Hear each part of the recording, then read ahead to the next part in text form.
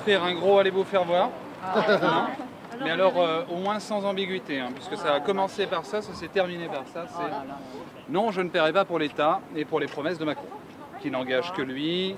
Je ne suis pas macroniste, je ne ferai donc pas comme certains des départements qui sont allés, disons, qui ont obéi à ce qui n'était pas une injonction, mais une invitation de la présidence de la République à verser cette fameuse prise aux aides à domicile. Donc lui, il ne le fera pas.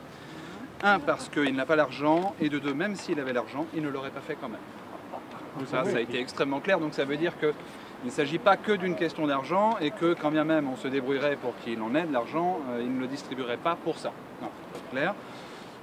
Donc c'est la difficulté du double discours permanent qui consiste à dire de toute façon il ne peut rien faire quant à l'attitude de vos employeurs respectifs parce que ça n'est pas lui votre employeur.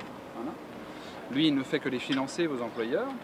Et puis par contre, si les employeurs n'ont pas suffisamment d'argent et donc ils pourraient se tourner vers le conseil départemental, ce ne sera pas son problème à lui, mais celui de l'État qui devrait donner de l'argent. Donc il n'y est pour rien à aucun moment. Et que donc, par contre, il apporte son plein et entier soutien si vous allez à l'Élysée réclamer de l'argent à la présidence de la République. Il n'a pas cessé de le dire.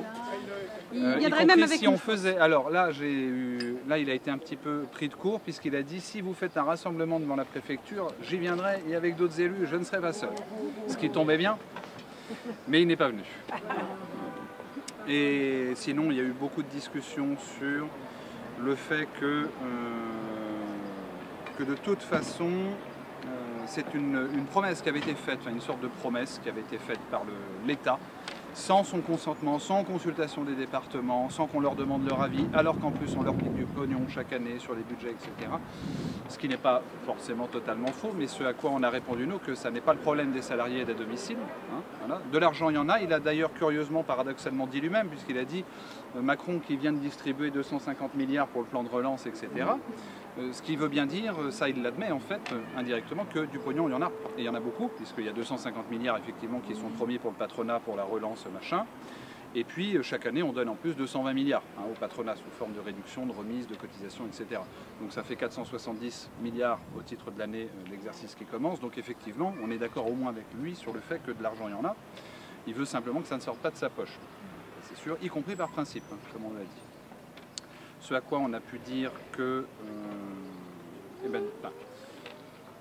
on ne va pas pouvoir dire autre chose, nous, de toute façon. Enfin, je pense pas, à moins que tu aies une autre recette magique de derrière les fagots, dans un vieux grimoire, mais a priori, non.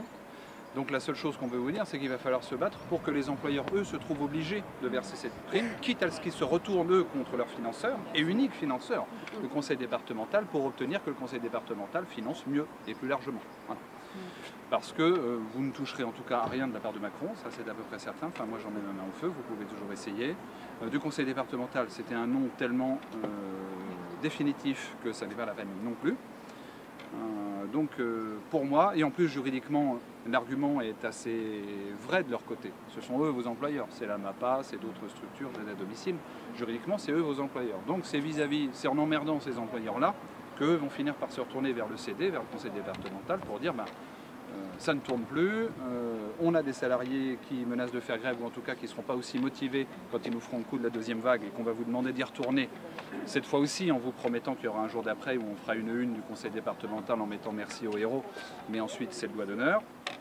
Donc peut-être qu'à ce moment-là, vos employeurs respectifs, c'est principalement des salariés de la MAPA ici. Oui. Bon, il y en a peut-être d'autres départements, mais principalement c'est la MAPA. C'est en mettant vos employeurs respectifs devant le fait accompli qu'eux se retourneront peut-être devant les conseils départementaux pour aller chercher de l'argent. Et le conseil départemental, lui, il sera peut-être un peu plus convaincant que dans le seul courrier qu'il a fait, qui fait un recto, demandant au Premier ministre de bien vouloir donner de l'argent. C'est prévu parce que de toute façon, il y a un avenant, l'avenant 41, qui va certainement bientôt être étendu et applicable. Alors, applicable chez nous, c'est un bien grand mot parce qu'on n'applique rien. Donc, comme quoi, une revalorisation des salaires. Toutes les grilles salaires qui n'ont pas été revues depuis 2005 chez nous quand même, donc ça date.